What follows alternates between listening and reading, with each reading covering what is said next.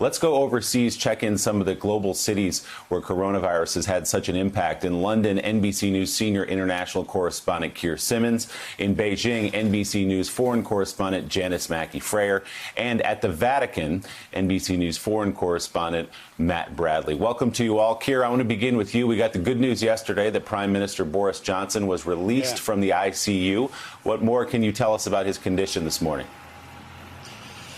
That's right. So he's still in the hospital. We don't know how long for, but he is no longer in the ICU. His dad, though, saying that he does need to take it easy, that it is going to be slow progress. So in a sense, the British government's still being run by the cabinet and not by the Prime Minister. And just to talk about what you guys have been talking about, the British government scientific advisor also saying that it is through testing, and there is a crisis of testing here too, that we will escape from this lockdown, and that it's going to take time. And just to give you a picture of the global data, Willie, and how the UK and the US fits with that, take a look at this chart showing that New York State, with around 163,000 cases, actually now has more cases than other parts of the world. Italy, 143,000, Spain, 153,000, China, 82,000. Another chart from the Financial Times,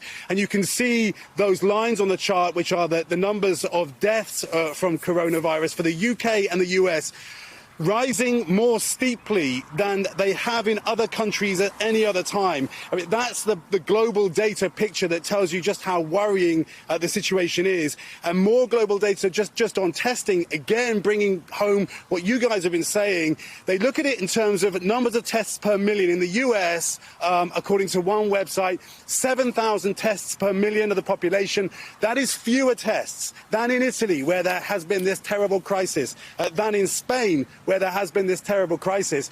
And just another point from here in the UK that is being talked about, and it's important, I think, the difference between these two kinds of tests, the one that tests for the coronavirus itself, the other that tests for antibodies. Here in the UK and in many other countries, none of those tests have been authorized because they are saying they are very worried about whether they work.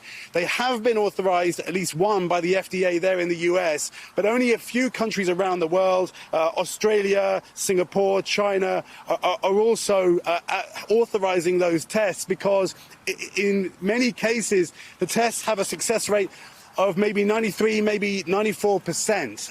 So the worry is about the antibody tests is that if you bring in the wrong tests, you get the wrong results and the wrong outcome. Yeah, the UK having the same struggles with testing we're having in the United States. Keir Simmons in London. Keir, thank you very much. Let's go to Beijing, where we find Janice Mackey-Frayer. Janice, the lockdown in Wuhan was lifted a couple of days ago, that city of 11 million people where the coronavirus pandemic began. How is it working right now, and are there concerns about a second wave, perhaps, now that they have opened this?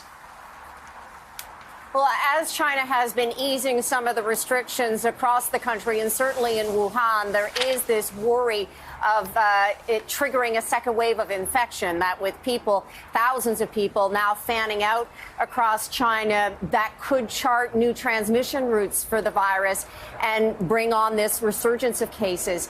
We've seen tighter restrictions over the past week to 10 days, and it's not just in China. It's in countries across Asia. We've seen borders tighten, flights being cut because of a surge in the number of so-called imported cases. These are people who were coming back into countries from other places, primarily the United States and Europe, places that are now at a higher risk for transmitting the disease. And with that, we've seen the numbers slowly tick higher. In Japan's case, we've seen them spike. And as a reaction, governments are tightening things even more. So here in China, yes, the lockdown in Wuhan has been ended, but there are still hundreds of millions of kids who are not in school. Factories are not running at full capacity. There are still people who are working at home. And a lot of businesses like gyms and swimming pools have been closed. And that's along with a lot of changes in the daily rituals here. And just to give you an indication of the protocols that have been put in place for people leaving Wuhan, people needed to be tested for the virus before they could book a train ticket or a flight out of the city. They were tested again before they boarded the train or the flight. Upon arriving in Beijing, where there's a cap on the number of people who can arrive on any given day, they're put into quarantine for 14 days, and they'll be tested again before they're allowed to roam freely. So these are the measures that China has in place. They're also toughening their tracking on asymptomatic cases, again, so they can have the data that they need to believe that the situation is truly under control, because right now, not even the authorities believe that the epidemic is completely clear.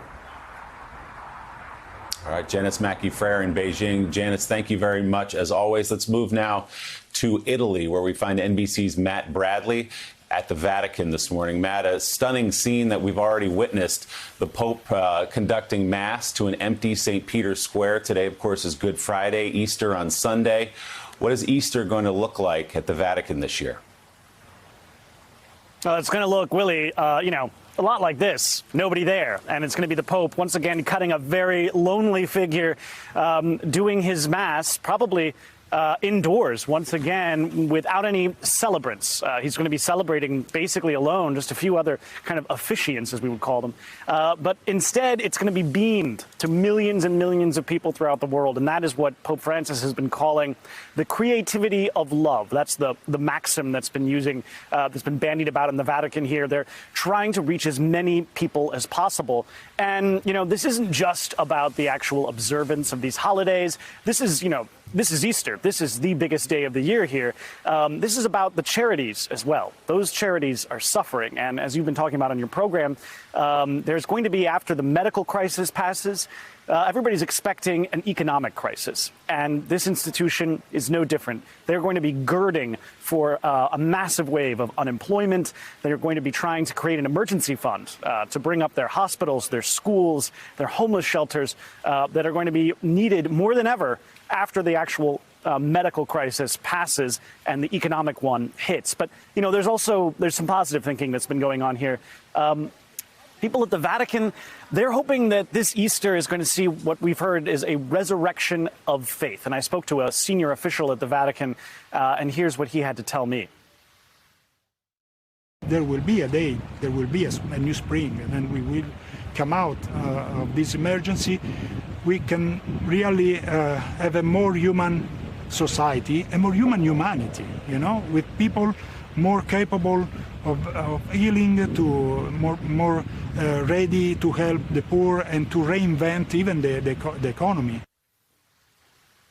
Yeah, so the Vatican is clearly hoping that this whole crisis actually reignites, sort of renews an affinity for this very ancient institution. Willie? NBC's Matt Bradley at the Vatican for us this morning. Matt, thanks so much. Joe. Thanks for checking out MSNBC on YouTube, and make sure you subscribe to stay up to date on the day's biggest stories. And you can click on any of the videos around us to watch more from Morning Joe and MSNBC. Thanks so much for watching.